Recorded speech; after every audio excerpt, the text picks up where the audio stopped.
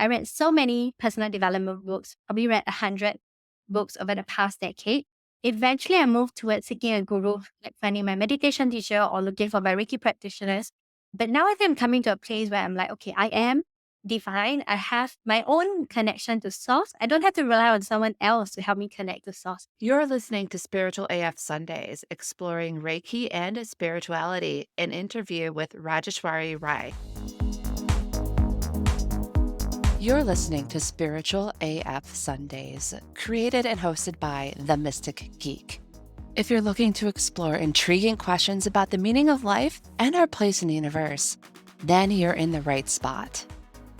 We dive into topics often discussed as sound bites on social media and take a deeper look. Whether it's woo topics like astrology and mysticism, or seemingly mundane matters like technology and politics, we cover it all. We explore our own thoughts and beliefs, talk to experts, and uncover hidden meanings. These fascinating areas of exploration can help us question ourselves and better understand our world. Ready to grow and explore in your spiritual journey? We're glad you can join us. It's time to start your week off by being spiritual AF.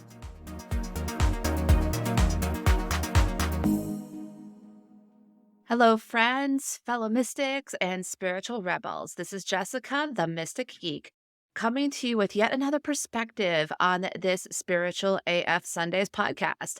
In my previous episode, I brought on Debbie Barr to talk about Reiki being the breath of life.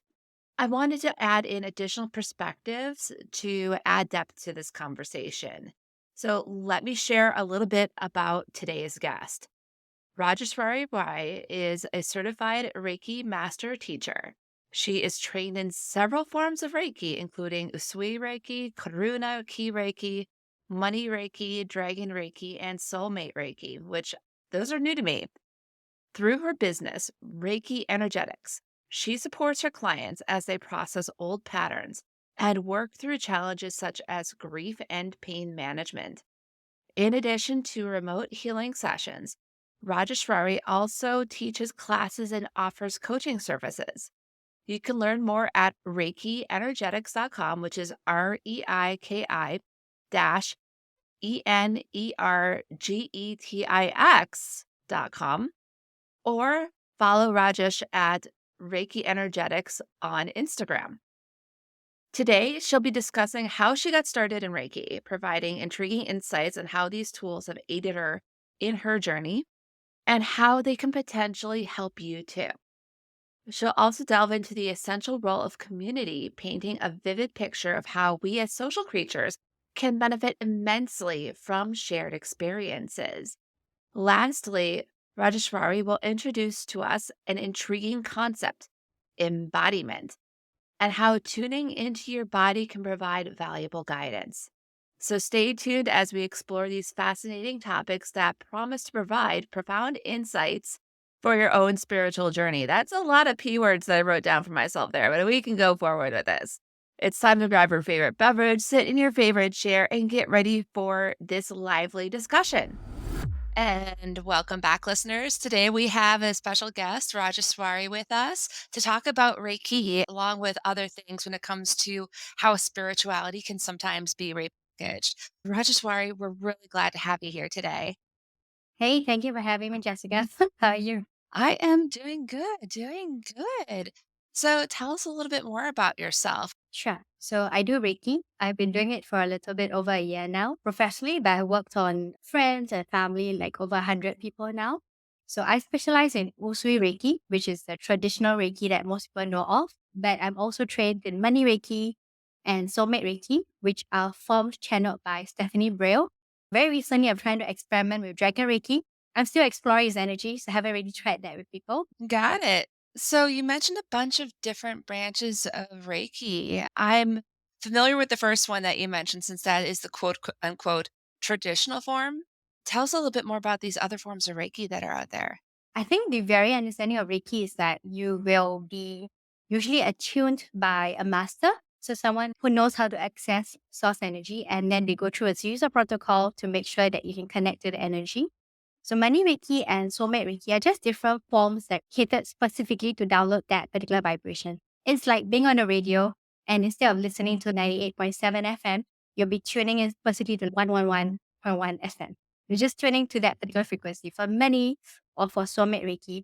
And a lot of people think that money Reiki is like, oh, I'm going to have a lot of money after doing this Reiki. But actually, if we do money Reiki, is to make sure that you're more comfortable with the spirit of money. Like whether you have too much money, too little money, you'll be comfortable in the presence or the absence of it. So it's kind of like fine tuning your relationship with money. And usually that will bring in the abundance that once you're in a more surrendered place when you're like, okay, I'm going to be taken care of regardless. That's interesting.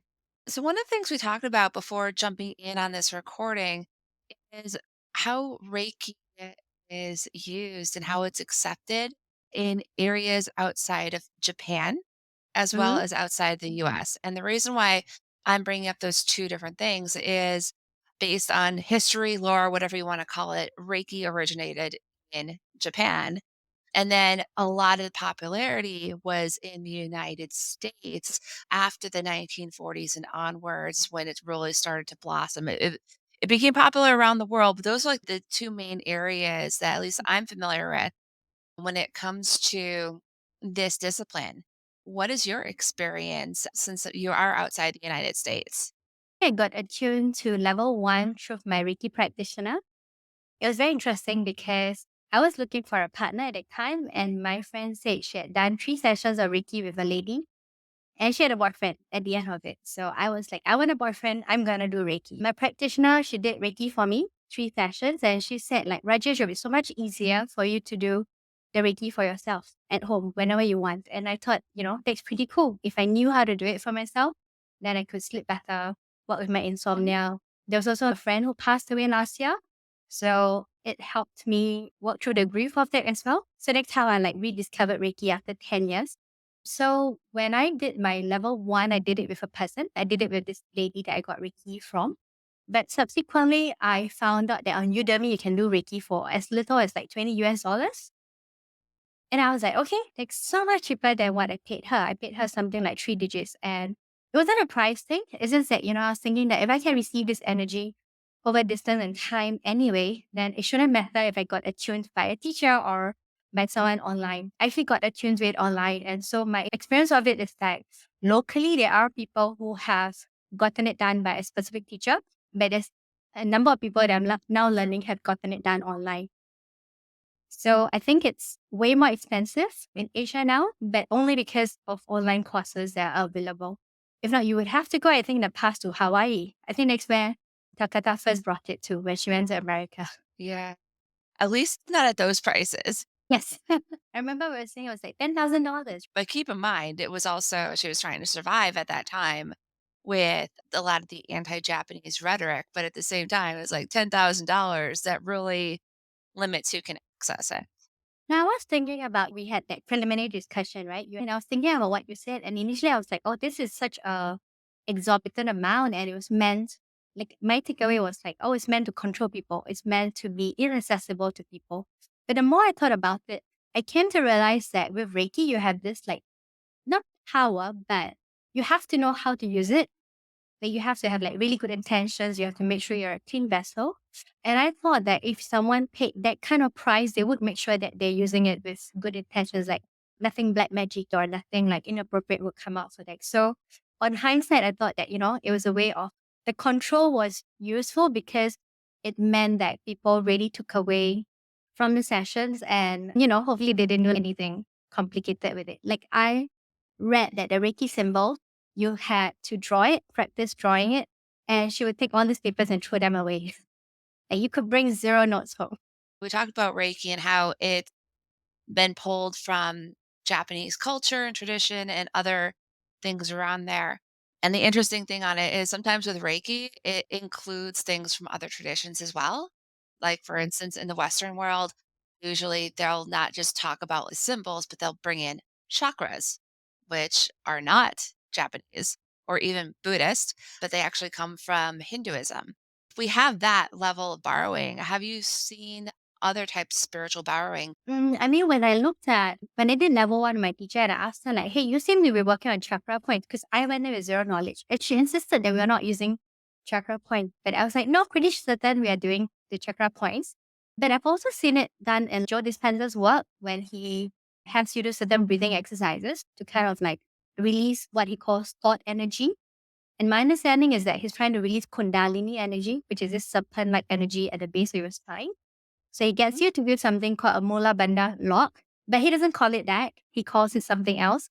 So you squeeze your perineum and squeeze your genital area, and then you keep transferring the energy upwards. And the idea is that you transfer it upwards all the way to the pineal gland, where it is then processed. But even Joe Dispenza uses the language energy centers. He doesn't refer to it as chakra points, but honestly, that's what he's talking about. Yeah. It's like they're very similar on concept, but yeah, calling it energy center versus chakra is a little bit better. So when we were talking about this, we're adopting things from other people's cultures or other cultures that are out there. What are your thoughts on the energetics behind this? I know there's a lot of dialogue when it comes to the political or cultural implications, but few Mhm. people actually talk about the spiritual implications of it. When I've joined some spiritual Facebook groups before, they were like, oh, you can do a Lakshmi mantra for money. And sure enough, it works quickly because Lakshmi is like a very potent energy to work with. But what a lot of people don't realize about mantras is that you have to have a certain practice. You have to choose to commit something like 40 days to it. You have to do 108 repetitions. So it just sounds like, when we take things conveniently, like, oh, I need money, I'm going to do this mantra for money. And once I have certain things changing, I'm going to stop. I think it takes away a little bit from the principle behind the mantra, which is that you're supposed to be in a meditative state. You're supposed to work with your breath because our breath is our life force. And, without breathing, you can't do so many things. So even our chakras is actually based on this whole premise of the Maslow's hierarchy. Are you familiar with that? No, I'm not. Maslow's hierarchy of needs, I came across it because I'm an educator. And the educator lens of it is that if a child doesn't feel safe in your classroom, if he doesn't have food, if it's cold, he's not going to listen to you. So they talk about it as safety and comfort and needs of the child being fulfilled first. So based on the chakra system, that's actually the root chakra. Safety and security is root chakra. Then you can move on to sacral, which is the second level, creativity. And technically, you're supposed to ascend through 7 levels to get to the highest level, which is self-actualization. So with chakras, it's just that if your root chakra is not balanced in the first place, then all of us who do all this unblocking of chakras or like clearing of energetic debris in the chakras, it's not useful for you because the energy doesn't really know how to circulate because you were supposed to have a solid foundation. It's like building a house. You can't get there without having the house. So if you have too much energy too quickly, then you wouldn't know how to process it. And that's when a lot of people get very disillusioned, I feel. And then they're like, oh, these things don't work for me. But they do work. You just need to know how to optimize it. So it sounds like without having the knowledge of how it integrates, it can really affect you. I agree.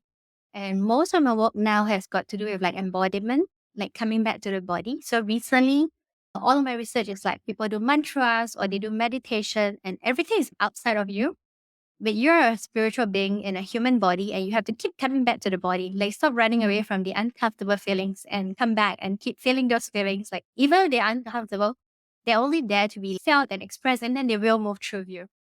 Embodiment is so important. And I think like everyone's like, oh, I'm going to do this other thing and I'm going to like accelerate my spiritual growth. Just coming back to your vessel and being super comfortable with yourself. I've heard that term come up a lot over the Mm. last few years, which is interesting, the whole concept of embodiment. Because, first off, a lot of times when we talk about spirituality and all these different things, we talk about like high vibe versus low vibe, high vibe being more the spiritual, low vibe being more the physical side. What I've noticed here, I'm not sure if you've noticed it as well. It seems almost like there's this resurgence of embodiment, focusing on the body, focusing on the physical world and our senses versus being mostly in head and in our spirit. This also coincides with what's happened in the world over the last 3 years. Have you seen that as well, where we're more focusing on the present moment and our physical forms and physical experience? I think that we have been so out there. So I was just telling a friend the other day that my fantasy world is so fun and so vivid. And when I go into meditation, they're like an altered state. And I kind of want to keep going back to that place, but it doesn't help me function in reality all the time. And so I have to tell him that I have to figure out this balance of like being in the altered state and then actually functioning in the human realm as well. So I think that the current struggle that most people have would be to have a balance between being optimized in the embodied form as much as possible, but also doing some spiritual practice to get back to that place. Because last I checked, like so many of us are not doing our spiritual work. So I would rather we do too much spiritual work and then scale back rather than not doing any spiritual work. Yeah, that is completely legit on that one. And so, as we're moving forward, I've been noticing people pulling from other cultures. We've already talked about the chakra system, we talked about Reiki. What do you think drives them to look outside of their own culture in order to find spiritual truth? I think there are two aspects to this. Like the first is that we seem to be shopping around for what seems to fit our current belief system. So we have a set of beliefs and then your current conditions don't cater for that. So you're like, okay, my current belief system is like not working. And then we are shopping around for a belief system that does. I forgot where I was going with the second one. But yeah, I feel like the resurgence is because we're trying to find out how to do things differently.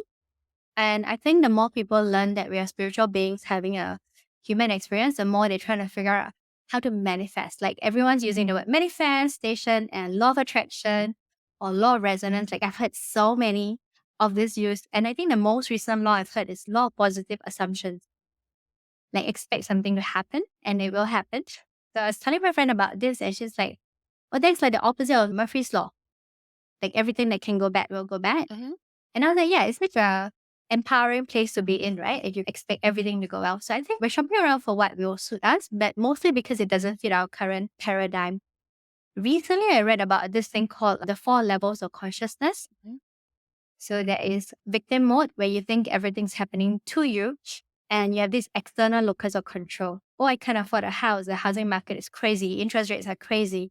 All these foreigners are buying up our houses. So if you keep directing your focus to problems outside of you, then that's victim consciousness. And I think the second one was like manifestor consciousness, where most people are at now, where they're trying to do vision board or do mantras or some sort of spiritual practice to manifest a certain outcome. But they're still very driven by the 3D reality and what we see around us. So the third level is in between those two. But the last level is about surrendering, about knowing that you are consciousness. So everything that's happening to you is a hologram anyway. So I think it's just like everyone's trying to manifest stuff or they're trying to like influence reality. I think it's just because it's this whole law of attraction stuff. Like I was just telling a friend, like the spiritual industry alone is probably like billions of dollars the last I checked. I'd have to double check what it is, but it's a lot. And I know that because in addition to people shopping around for spirituality, there's people shopping around on how to run a spiritual business. So the people that teach those people are the ones throwing around, Yes. oh, the spiritual industry is huge on it. And I feel like part of it is the whole people feeling like they need to adopt because they see someone with symbols or whatnot, and okay, this person's got it figured out. I want to have what they're Mhm. having, and then they're going to go into whatever practices, which I know in our area it tends to be a fairly materialistic one. So it's like, okay, rather than fully understand the chakras, I'm just going to get the chakra bracelet and be fine that way versus really deal with stuff. So I feel like that might also be part of why people are shopping around is they're trying to, like you say, find something that is compatible to their beliefs. And sometimes people's beliefs are, I just need to have an object to be in proximity of to fix my stuff. Yes. If I recall right, Buddhism was born because Hinduism was too stifling for the common people. Like in Hinduism, there's a caste system. So you have 5 castes where you have the Brahmins, the priests and the scholars. Then you have the warriors, the merchants, and then you have the untouchables, the Dalits. So I think when we had like prayers and sacrifices and all that, it was very restricted to the royal people. Like when you have a certain hierarchy in society got access to this praise because they had the money and the resources to pay these people. And so Buddhism was actually born out of the common man's need to have access to spirituality and this tool. So I think when Buddha came about it, he was like, yes, we are going to be a merit-based system. If you do so many good deeds, then you become more Buddhist. So but I think that had its own impact as well, like karma and all that, but probably less problematic than Hinduism was. So, with all of these different things going on, all of the different messaging, all the different options out there, because we are going towards a globalized society where we have access to all these different things, what guidance do you have to people who are looking at all of these different cultural options when it comes to spirituality on figuring out what's right for them? I find that last year, the tool that helped me the most was breath work, coming back to the body through your breath. and then there's certain emotions that want to move through you. I also really liked this thing called trauma relief exercise. And that was super cool because I didn't have to talk about stuff to someone. Like I think, sometimes it's so hard to speak to a psychologist, go through a story, and then like re-traumatize yourself a little bit in that process. So trauma release was cool because it's just my body shaking. Like your body has certain tremors, your process, and I would feel super good at the end of it. So those are two tools that I'm actually working with right now. Breathwork and trauma release. Both are like facilitated sessions by my trainers. Essentially, I would say go back to community. Like what was really helpful for me was to talk to people about it. And, I'm 37, but most of my friends are not into spirituality yet. So I found like my community through Facebook groups, the one where we connected, or other spiritual groups. I also do it on Reddit, where there are other Reddit practitioners. So I would say like community is a big thing. But also find practices that let you work with your body, whether that be in the form of yoga or breath work or Reiki or some kind of meditative exercise where you keep doing body scans and stuff. A mixture of embodiment in your practice and then also community, because we are a network of creatures. We're supposed to be social. So whatever community works, find it. Is that what you're saying? Yes. But the last thing that Okay. I found very useful to me, especially when I learned of human design, is to keep checking in with your body. Like human design has five types of people, five types of profiles. And I'm a sacral being, so I would find that if something resonates with me, my body has a flowering. Like I'll feel my chest open up and really expand. And when it's not for me, or if the advice doesn't resonate, my body actually clamps up. So I'm now learning to lean in more into how my body reads certain people's energy. Or if Mhm. someone says XYZ, if Jessica says like, hey Rajesh, go do this thing. Then I'll be like, okay, how does it feel in my body? So coming back to embodiment, but also really being super in tune with your body and your body's feelings and knowing what resonates. And then keep coming back to yourself. Because as we grow spiritually, I think there's a progression. I read so many personal development books, probably read 100 books over the past decade. So I was just spiritually entertained. I was just absorbing the knowledge, not doing anything with it, not practicing. Eventually, I moved towards seeking a guru, like finding my meditation teacher or looking for my Reiki practitioners. But now I think I'm coming to a place where I'm like, okay, I am divine. I have my own connection to source. I don't have to rely on someone else to help me connect to source. So I'm always like shuffling between the two a little bit, having a guru, someone to lead me when I get a bit lost, but keep coming back to source, keep connecting back to your own source energy. And I think the easiest way to do that is through the body. Thank you so much for your wisdom there. So we're getting close to time. Is there anything else that you want to share with our guests today? Nope. I would say try Reiki. If you haven't tried it before, go experiment with all the different types of Reiki, whether it's through Jessica, because you told me you're a Reiki practitioner too, right? Yeah, I am. Experiment with Reiki. Thank you so much for that little plug on that one. So, Rajeshwari, if people want to connect with you, because you're the guest here, where can they find you online? So I'm on www.reikienergetics.com. That's REIKI dash ENERGETIX.com. And they can connect with me on Instagram through the same handle, Reiki Energetics. I will make sure that we put that in the show notes. So again, Rajeshwari, thank you so much for joining us today. Thank you, Jessica. Thank you so much for doing this. That was a fun discussion. Let's recap. First, the various types of Reiki. Most of us are familiar with Usui Reiki, which is that traditional version that was developed by Mikao Usui and was adapted and adopted by those of us in the Western world. Rajeshwari brought up other traditions of Reiki, offshoots that were developed with specific intentions in mind as a way for us to gain energetic, mental, and physical alignment on different issues. In hindsight, I should have asked her more about Dragon Reiki and what that's about, but again, hindsight is 2020. I came into this thinking that Rajeshwari's experience with Reiki was going to be different since she's from Singapore, which is in Southeast Asia. Turns out that even though we're across the world from each other, we have similar types of experiences. She experienced Reiki through a practitioner first, who then suggested that she learn how to do Reiki for herself. I like this philosophy because it gives us the opportunity to be agents of our own healing. What I found interesting was that Rajeshwari's teacher did not integrate chakras, which come from the Hindu tradition. I've typically seen spiritual traditions that have been westernized use one variation of the chakra system when explaining the energetic body. So, Rajeshwari sharing that her level one teacher did not do so caught my attention.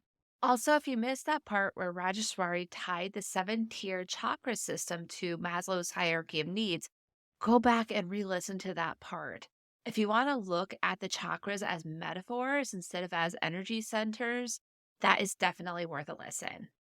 We also discussed the resurgence of the concept of embodiment, which is a bit of a change from the energetic, mental, and vibration focus that we've seen in spirituality lately. Rajeshwari not only shared her own experience, but also offered insight on how this challenge of balancing the mental and the physical can manifest in a person's spiritual practice.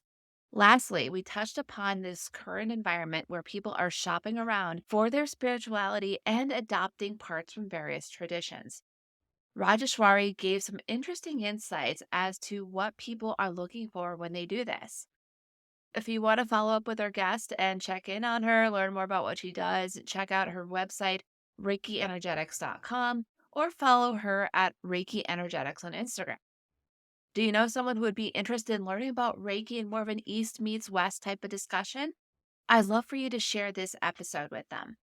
That's going to wrap up this episode of Spiritual AF Sundays. And remember, there's a lot of information, tools, and resources out there that can help you grow spiritually. However, if all you're doing is absorbing information and not practicing, that knowledge is just going to bog you down rather than support you. It's important to recognize your own connection with Source and to integrate the tools that you learn about into your own day to day practice. That's all for now. Have a spiritual AF week.